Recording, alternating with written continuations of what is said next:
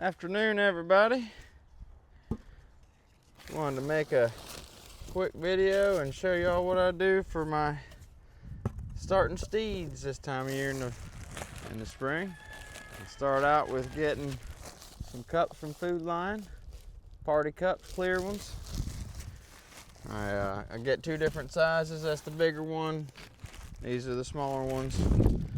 I can usually get at least two starts out of them, so it's not a one-time throwaway thing or anything. And until I'm a little bit bigger scale, I just can't get into using, ordering big seed cell trays and that whole thing. So this is a cheap, pretty easy, efficient way to be able to seed. And really, these bigger cups I like to do the tomatoes in, because they can stay in these cups a little bit longer, and it's a little bit early to be starting the tomatoes outside in the ground. I like to start everything in the ground if possible, and it's definitely a bit too early to put the tomatoes in the ground without some sort of cover on it or something. I don't know.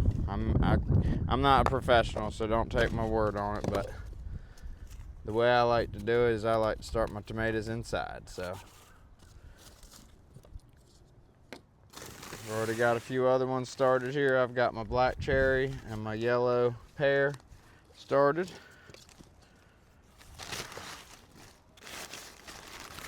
Using, I'll show you this bag.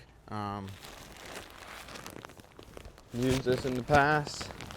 Pretty solid, good for starting seed, and it's got good amount of cow manure in it, so it's a pretty solid all-around soil. I'm waiting on to get a load of mulch-free wood chippings from a tree company this week, and then at that point I'm going to have my buddy deliver. He has a compost company, Wilmington Compost, and they are going to deliver me some dirt and compost mix, and I'm going to have big, I don't know, maybe about a 20-foot wide by about 40-foot long, and get them all set up in rows and get okra in there and squash and beans and all kinds of stuff, and get my first crop of the season started. And this is all, like I said, initially I'm just doing all tomatoes right now. I'll get this bag emptied out and go ahead and get some seeded. That's enough for now. Okay, and then at that point I just like to stick my finger in there, open up a little area, get that soil set down good. If there's any clumps in there, I like to get it broke up. There's a big clump down in there right where it was about to need to be seeded, so that's why you got to break it up, stick your finger in there, make sure it's got room to grow. I'm doing some San Marzanos. Just got them the other day from the store.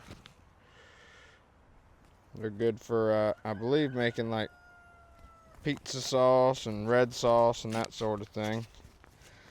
I've never tried a tomato I don't like, me personally, so I heard somebody talking about them the other day, and I said, yeah, I'll give them a try.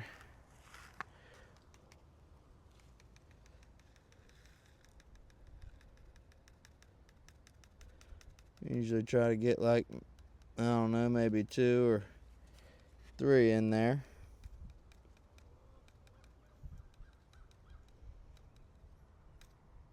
Just to make sure I get something out of it.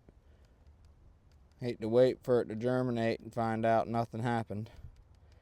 Some of them are getting 4, but 2, 3, 4. Seeds aren't that expensive that you can't burn a couple extra. I just pop them all down in there, put a little extra dirt on top from around the edges. Pop them down in there. Pop them in there. Pop them in there. Put a little bit extra dirt on this one. It was just a touch shallow. And the same with this one. If you don't feel like there's enough dirt on top for it to have, an adequate layer, then you can go back and hit it with a little top dress. but and I try to keep them organized when I'm doing this. In my rows like these, you probably can't see, but I got my seed packets because I don't have the cups labeled. I'll just have them labeled in rows.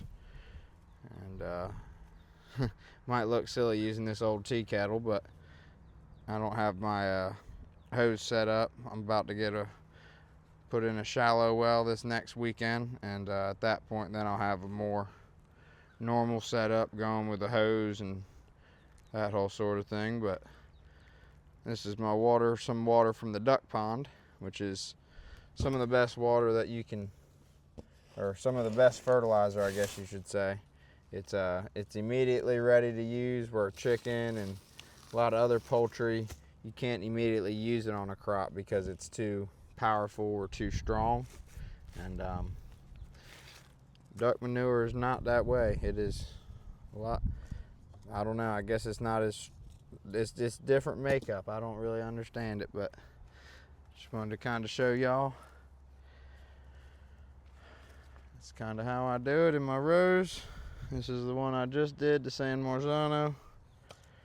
Can't recommend these ones enough. Black cherry from High Mowing and the yellow pear from High Mowing. They are top of the line. I got a chicken coming in here. Come on, get on, get on. Get on out there. Come on. Come on, get on out there. Good girl. Good girl. I want to show y'all a little sneak peek. I'm about to make a video on this either tomorrow or I don't know, but oh, I forgot I just moved them.